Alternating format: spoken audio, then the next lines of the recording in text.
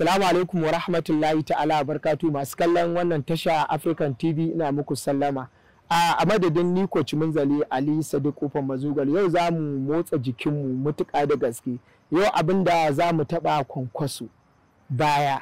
To, shi kwankwaso yana da matsaloli na nashi da daban. Yadda kowa yake samun ciwonsa daban. Zaka ji wani bayan yana ciwo ko ya rike.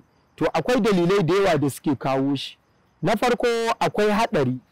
Haɗari in ya zo babu yadda za ka yi. Ana samun ciwon baya a sanadiyar haɗari. Na biyu ɗaukan abu mai nauyi. Shi ma idan baka iya ɗaukan abu mai nauyi ba zai iya haddasa ma ciwon kwankwaso, ciwon baya. Akwai ruwan sanyi shi ma yana haddasawa. To haɗari idan ya zo babu yadda mutum zai yi sai dai ya fawwala wa Allah wannan zuwa yake. Abu na biyu ɗaukan abu mai nauyi.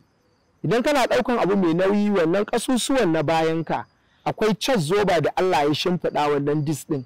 To idan ya ɗan taɓu akwai matsala. To shi sa za mu nuna muku yadda za ku ɗau abu mai nauyi wanda kwankwason ku ba zai taɓu ba. Da yawa a gidajenmu ko a wajen aikinmu idan ka zo ɗaukan abu mai nauyi ba ruwanka ko saboda kana da motsa jiki ko kuma a'a kai mai jiki ne kana da ƙarfi sai ka ga mutum ya zo ɗaukan abu kawai ya sure shi. Wannan surar da za ka yi sai nan ɗinka ya amsa. To fa in ya amsa shi kenan ka shiga fama. Kai ne zuwa asibiti, kai ne ɗaukan hoto, kai ne me. To yadda ake ɗaukan abu mai nauyi idan kana so ka ɗauka hankalinka kwance ku duba ku ga yadda za mu ni da abokaina. Na farko za ka buɗe ƙafarka haka. Idan ka buɗe ƙafarka ba haka za ka yi ka ɗauka ba a'a sai ka ɗan lankwasa ƙafar kaɗan ka zauna a kan gwiwoyinka to sai ka ɗau abin kun gani mun ɗau abin to in ka ɗauka ba abin da zai same ka da izinin Allah in a gabanka ne ɗan yi haka sai ka ɗau abin shi ma ba abin da zai same ka da izinin Allah.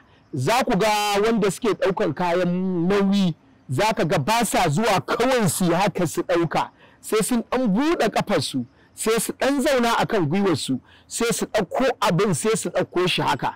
To in kana ɗaukan abu haka in Allah ya yarda baka da matsala sai ciwon baya da yake ƙara zuwa mana na rashin zama na rashin iya zama ko a ofis ko a kasuwa shi ma ciwon baya muna samun sa idan mutum zai zauna akan kujera idan ya zauna kan kujera za ka ga ya lankwasa bayansa yau da gobe wannan lankwasa bayan kana yi sai ciwo ya haddasu. To duk yadda za ka yi maganinsa in dai ba wannan ɓangaren dis ne ya samu matsala ba wannan can zobobin naka da ƙashi to akwai motsin da za ka yi. Su kuma wannan wanda suka samu matsala na dis akwai training ɗin da ake musu na daban saboda training ɗin da wanda bai samu wannan matsalar ba ya yi kai wanda kake da wannan matsala in ba da shawarorin likitoci ba ka zo wajen masu motsa jiki kai wannan abin zai iya tashi. To yanzu za mu nuna muku a zaune a tsaye yadda za ku motsa jikinku a hankali insha Allah. Mu rike kwankwason mu tafi a hankali 1 2 3 4 5 ɗaya wajen 1 2 3 4 5 sai gaba 1 2 3 4 5. Masu kallon mu ga wata fa'ida zan bayar. Wato idan mutum yana da iyali ya zamanto baya samun abin da yake bukata wajen tafiyar da ayyukansa a gida da daddare kenan ku fahimce ni. To in dai za ka yi wannan motsin insha Allahu ta'ala za a samu biyan bukata. Gashi za mu maimaita muku don ku gani. Tunda kamar yadda addini ya tanadar mana matanku gonakinku ne ku shiga ko ta ina banda hanya ɗaya to ka rike kwankwason ka haka. Mu je guda 10 1 2 amma wanda aka yi wa aiki a asibiti in ba da shawarwarin likita ba zai yi wannan abin da muke ba. Muna 2 muna 3 4 5 6 7 8 9 10 sai na 2. Wato mutane za su yi mamaki wannan na biyun da zani.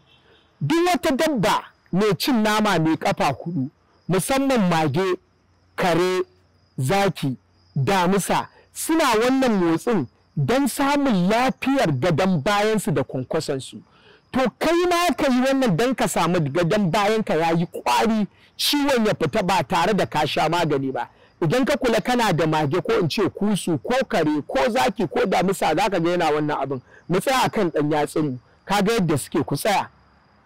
Sai kai ƙasa sai ka ga mage tana wani ƙozo da bayanta muje sai mu kirga guda 10 kai ma 1 2 3 4 5 6 7 8 9 masha Allah dago ya kaji bayan.